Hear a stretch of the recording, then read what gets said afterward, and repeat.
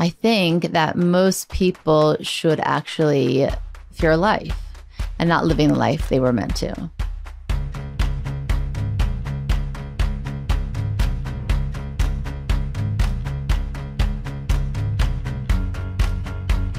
Welcome to Spiritually Hungry. Summertime edition, summer snacks. Spiritually hungry snacks. There, I got you. It took 3 episodes, but I finally got you to say snacks. I want to talk about something that most people would consider to be a depressing topic. Nice. But I keep talking about it because I don't think enough people do. And I think not enough people are depressed. That we need to normalize this topic because I think it's a very important part of life. Am I going to be happier after this conversation? I think so. Okay. So that is the topic of death. Oh, nice. And most people, I think... The lightest of them all. Of all. Most people fear death, obviously. I think most everybody fears death. But I want to posit something. I think that most people should actually fear life and not living the life they were meant to or intended to. And I think what's interesting, and this is why I think death is an important thing to talk about, because it really, if you see it up close, which I guess that's been the big shift for me personally in the last 3 or 4 years. It's the first time in my life that I have. And it's been, a few people very close to me in the past couple of years. And it's different every time. And people leave the world differently, just as they come in the world differently, and everything in between, right? We talk about that in Kabbalah, tikkun, reincarnation, process is the ultimate purpose. But I think when you witness it, it also, if you're paying attention, will inform how you start living your own life. And so in that way, it's been, if there's a silver lining, the gift of me seeing it up close is teaching me exactly that. So I think I would just say before you share the next idea is that having witnessed these processes, it has very much affirmed my certainty in the importance of living a spiritual life. Me too. Because you see, again, I have to say, I haven't seen the other way of leaving from this physical world, but the ways that I've seen of people who lived a spiritual life were beautiful and powerful. And it's interesting. There's an ancient story in the Torah, in the Bible, that there was a very negative person. His name was Bilam. He was a sorcerer, and he was he was a very powerful man, but he was also a negative person. But as his last request of the Creator was, let me die the death of the righteous. Meaning, even though I'm not going to be living my life in such a good way, but I've seen the way the righteous die, and that's the way I want to die. And which I thought was which is really what we're talking about. Obviously, that's not possible. You can live one way and leave this world the other. But having seen the way people who are living a spiritual life leave this physical world, that's definitely the way one wants to go. It's an impetus. Honestly, if I never... it's funny because I've often told you when I was in high school and I wanted to get my friends to do things that we probably shouldn't have been doing, and I shouldn't have been influencing them to do it. Like, you only live once. Influence? I was definitely a bad influence. Definitely. Most definitely. My go-to line was, you only live once. Like, you're never going to see them again. Those are the interchangeable ones. Of course, we did see them again. And then I found Kabbalah and I was like, no, you live many lifetimes and it matters what you do. So I stopped saying that, obviously. But it makes you actually want to get this life right, and I've seen people who have even studied Kabbalah, even taught Kabbalah, and then when the work gets too hard, they're like, oh, you just come back next time and fix it. And, it's very flippant because obviously it's not that simple. So what it comes down to, right? So I'm not going to leave everybody with that thought of like, oh my God, what am I going to do with my life now? But it comes down to desire and what it is that we desire in life. And we desire obviously many different things, which we're meant to because we live in a physical body. I'm craving a steak. I'm probably going to eat that in the next few days. We crave different things. We desire different things. But the ultimate desire, right? The purpose in which you do things, what leads your actions and your words and your efforts, right? Has to be based obviously on something that is immortal, right? Which is the desire to impart more than it is to I would use the word soul or like you're saying, sharing, right? I think unfortunately most of us are not enough of us are asking not often enough, what does my soul want to do? Exactly. We really ask our question most every day, what does my body want today? And what would make me feel good or happy?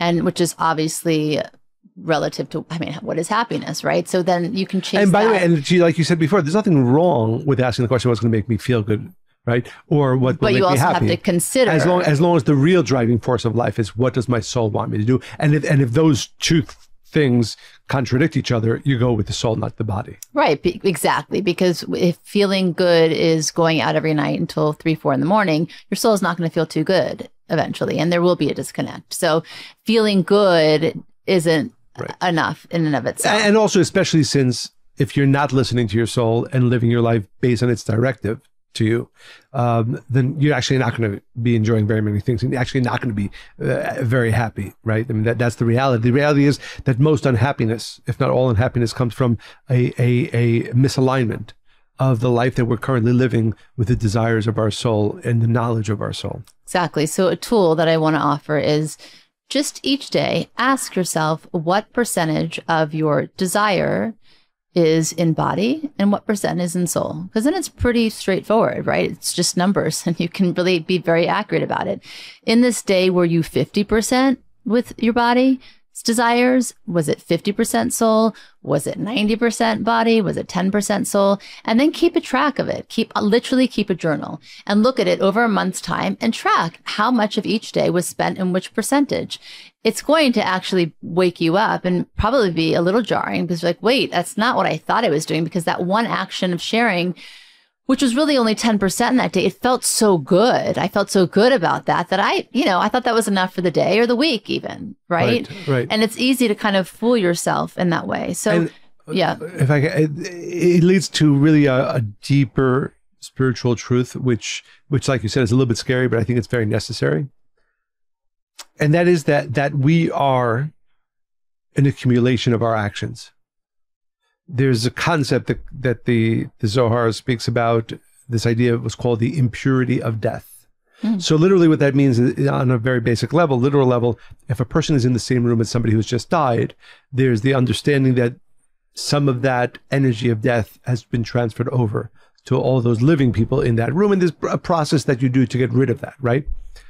But on a deeper level, every time we act in a negative way, every time we act in a selfish way, certainly when we hurt other people, but even when we're just being purely selfish, we are accumulating that force of death.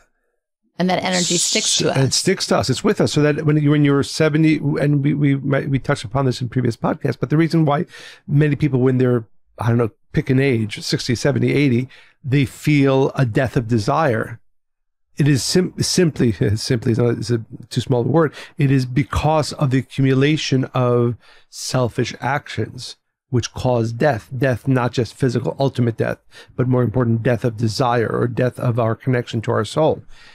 And when you think about life in that way, the question, it becomes a very urgent question. What percent of my day is body? What percent of my day is soul? What percent of my day is selfish? What percent of my day is in service of others or in sharing? Because it's not just, am I a good person? Am I spiritual? It's what's my accumulation of life versus death today?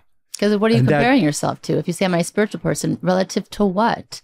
Am I, and it's easy to say, well, I'm better off than that person, or at least I'm doing this, but that's not what we're talking about. Right, did I accumulate more life today? Or did you have an aspect of death in the day? Yeah. That's really what it comes down to.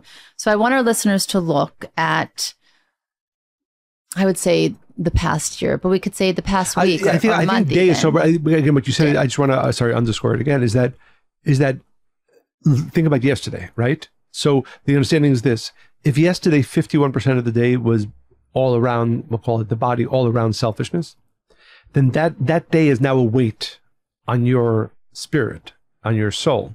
And so, and as conversely, if yesterday was 51% of the day spent on soul, we'll call soul desires or actions of sharing, then that day is lifting you up. And then you're excited. So, it propels you into the next day. Exactly. It's literally lifting you up. That's why sometimes you wake up in the morning. You're like, oh my God, I don't feel like doing anything at all. And you can't understand, where is this feeling come from? It's the weight of the death of the previous day or days before. Exactly. So ask yourself, just about yesterday, how much more could you have done? How much more could you have accomplished how much of your day, what percentage was rooted in soul desire, right? Just look at that day, at yesterday. And then I would do this again. Everything that we've suggested today so far, do it for the next 40 days. Wake up and keep a log of these things. And I think that after 40 days, you're probably going to realize that you want to spend your life differently. Because if not, I thought about this a while ago and it stayed with me. Life can just feel like leftovers. It's never really fresh. It's not really new. You've had it before. It's kind of like just the scraps. You're not really getting the essence of the day. Therefore, you're not getting the essence of what you were supposed to fulfill in that day. And before you know, your life basically is a life of leftovers rather than creating something new. And you know me, I like to think in kind of like more heavy kind of dark pictures, but it does make you say, wait a second, I don't want my life to be leftovers. And I remember I had that thought when my father was really ill and he was dying. I mean, he was with, his disease, but I used to go visit him at the recreation center. And it was kind of like, it was my father, the chemist, his friend, the doctor, two other men. And their days were just, there were no days anymore. The day certainly was not lived. It was not, they didn't exist in the day. Right. And I started to think about, well, at one point, there was something else so completely. And the weird thing, and I think that's how I got to the thought, was it was a recreation center. So you had children coming in for nursery school, and you had mothers in their frantic lives paying attention to the wrong thing. And I was just sitting there watching all of this. And I was like, okay, this is life, right? This is life. And right now, the mothers are feeling really good. They're really busy. They're at that stage of their life. The children are just full of wonder and curiosity. You have these other people who are really sick and they're towards the end of their life. And you look at life as a whole.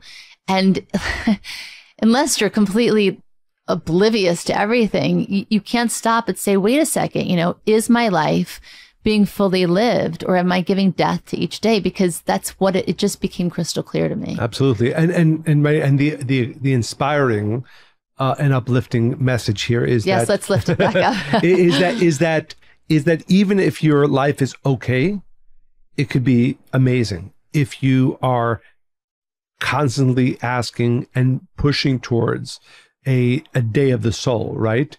A day of life. Being conscious of how many of your days, as we said before, are actually days that are going to weigh you down unless you change the way you live them moving forward. Again, this is important because then you get more days, and that at the end, whenever our time to leave is, each day will be full of life and elevation, no matter how old you are or what age you are at. Right, which brings, there's a beautiful section in the Zohar where in the Torah, in the Bible, it speaks about Abraham. It says, when he died, it says, Abraham was old coming with his days, right? Which means that old coming with. It says that he was an old man coming with his days. What that means is that because he lived every single day fully, a day of the soul, days of the soul, they actually become an energy that lifts him up. So that, for instance, Abraham's death was not a negative one; it was a very positive one. And of course, his life in this world was a positive one. His life in the world of the souls was a positive one, because, as we said before, we are an accumulation of our days. Either they are days of life that lift us up continuously, and even when our soul leaves this world, or if we're not conscious, we live days of death, and they bring us down while we're here. And of course, they proceed to be a weight when our soul leaves this world. Yeah, the way I envision it, is that like balloons. When Abraham left his body, it's almost like the soul just stepped out of the body and went somewhere else. It was just a detachment. Versus, well, that's what. But more importantly, like a pain. Yeah. No, he literally, not literally, right? But like, what's that movie, that kids movie, when he puts the balloons on the house and lifts up? Oh, I think it's called Up and Away. Up and Away. Yeah. Yeah. Anyway, so literally, his days enveloped him and lifted him up into light and goodness, as opposed to what happens to those who have we'll call it an accumulation of dead days. Literally, there is that sense of being pulled down, the soul being pulled down when the soul leaves the body. But again, yeah, we're leaving this on a happy thought. Right. The happy thought is that today you can do something. You can do something about today, and then you could do what you do today affects your tomorrow, and the tomorrow after that, and the tomorrow after that.